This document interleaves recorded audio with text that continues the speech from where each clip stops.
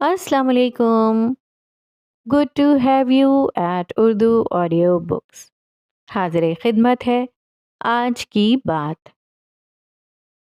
आप दिन में 5 वक्त नमाज पढ़ते हैं, लेकिन क्या आप वो एक जुमला छोड़ रहे हैं जो जन्नत के दरवाजे खोल देता है?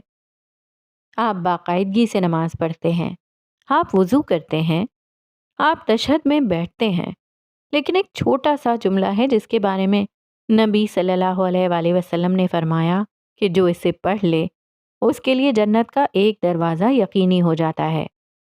वज़ू के बाद नबी सल्लल्लाहु अलैहि वसल्लम ने फरमाया, जो शख्स वज़ू के बाद ये कलिमात पढ़े, अशहदु अल्ला इलाहा इल्लल्लाहु वहदहु ला शरीका लहु व अशहदु अन्ना मुहम्मदन अब्दुहु व रसूलुहु, तो उसके लिए जन्नत के 8 दरवाजे खोल दिए जाते हैं। जी हाँ, पूरे 8 दरवाजे।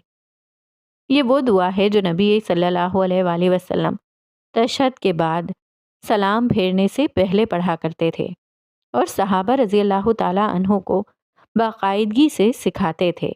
अल्लाहुम्मा इन्नी अऊज़ु बिका मिन अज़ाबी जहन्नम व मिन अज़ाबिल क़ब्र व मिन फ़ितनतिल महया वल ममात व मिन शर्री फ़ितनतिल मसीहिद दज्जाल।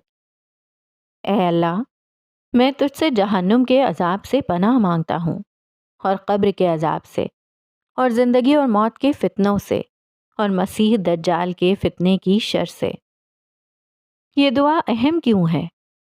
यह आपकी कब्र की हिफाजत करती है, यह आपको जहन्नुम की आग से बचाती है, ये ज़िंदगी और मौत के सख्त तरीन फितनों से महफूज रखती है, ये दज्जाल के धोखे से हिफाजत करती है। नबी सल्लल्लाहु अलैहि वसल्लम ने फरमाया कि इसे हर नमाज में पढ़ा करो। सिर्फ वज़ू के बाद एक जुमला और तशहद के बाद एक दुआ, लेकिन ये दोनों खोल देते हैं जन्नत के दरवाजे, मौत के वक्त हिफाजत और आखिरत में सलामती।